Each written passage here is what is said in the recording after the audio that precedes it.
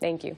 Today's deal sets the stage for a huge showdown in December when Congress will have to raise the debt limit again. And here's the thing. In that showdown, Democrats should have a huge amount of leverage since Republican leaders will likely need their votes. And the GOP, as the party in power, would almost certainly take the blame if, God forbid, the U.S. defaults on its debts or shuts down the government. That, in turn, could mean the survival of DACA, the Obama administration program protecting nearly 800,000 undocumented immigrants brought to the U.S. as children from deportation. President Trump already appears to be waffling on his plan to end it after sending his attorney general out yesterday to announce the president was ending DACA in 6 months' time. Trump tweeted last night, Congress now has 6 months to legalize DACA, something the Obama administration was unable to do. If they can't, I will revisit the issue.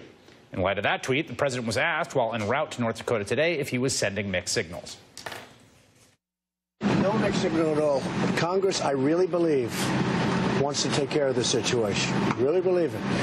Even very conservative members of Congress, I've seen it firsthand.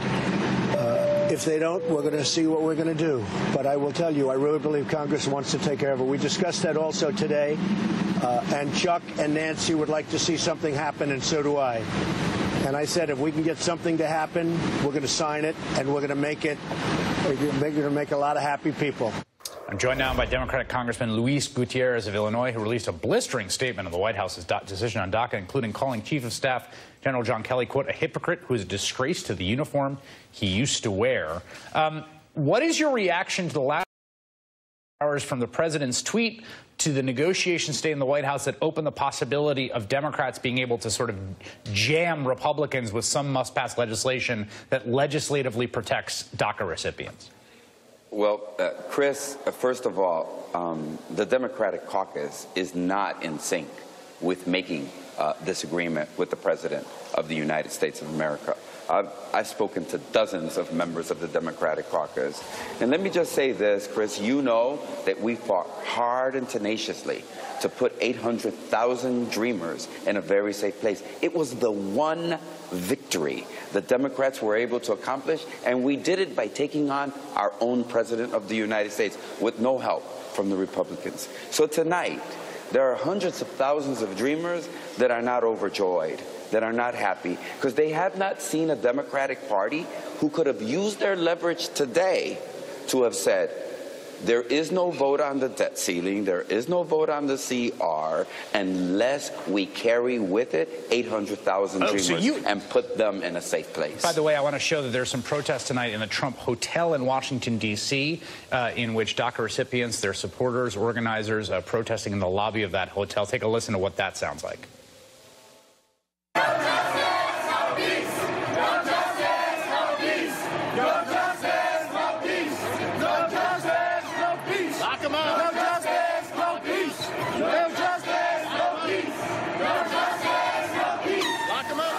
So this is interesting to me, Congressman. I want to make sure I'm tracking this.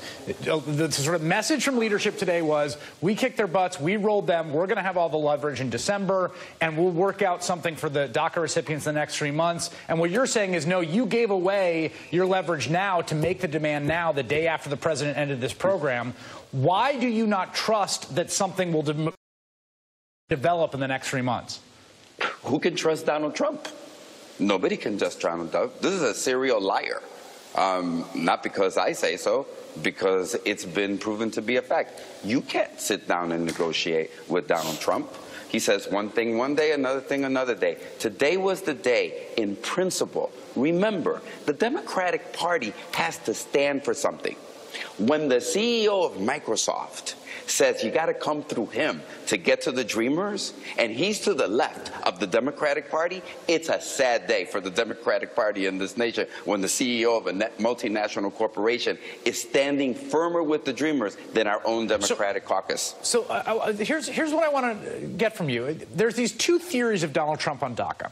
One is that he was basically jammed into this by Sessions, who said he wouldn't defend the executive order in court, and that he essentially did this in this kind of halfway so that he really doesn't want to do it, but he's doing it in spite of himself. And the other is that, take him at his word. He's ending DACA because he promised he'd end DACA, and his base wants to see those people deported. You clearly are of the latter party. I mean, you think this is a thing he wants to do and has to be fought on it, or he's not going to relent. You know, Chris, I wish you could spend more time with me on the Judiciary Committee, where I sit. if there is one glue, if there is one thing that keeps the Republican Party together, is their xenophobia and their anti-immigrant zealotry.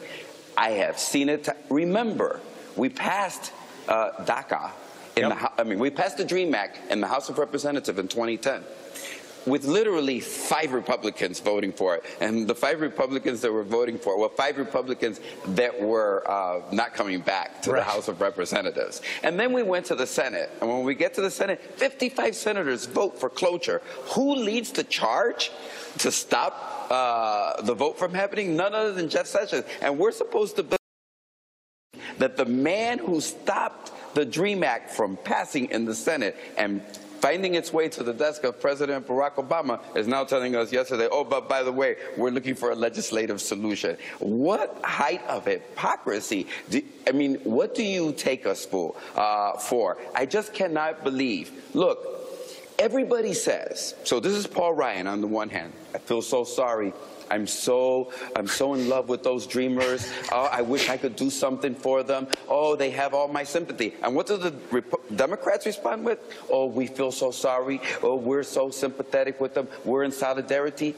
Damn it, it's about somebody do something about it and pay some political capital. And I'm going to say this. Look, the debt ceiling has to be on the table. The CR has to be on the table. And Republicans, because you got to break the glue that keeps them together, or we'll never free the dreamers or have an immigration policy that's fair and just. Well, this is a really fascinating perspective, and I think it's important people hear this, and I'm really curious to see how this is going to play out, because there is now this window. It looks like they will have the votes for this, but everything you're saying is going to be operable. To Congressman Luis Gutiérrez, thanks for making time tonight.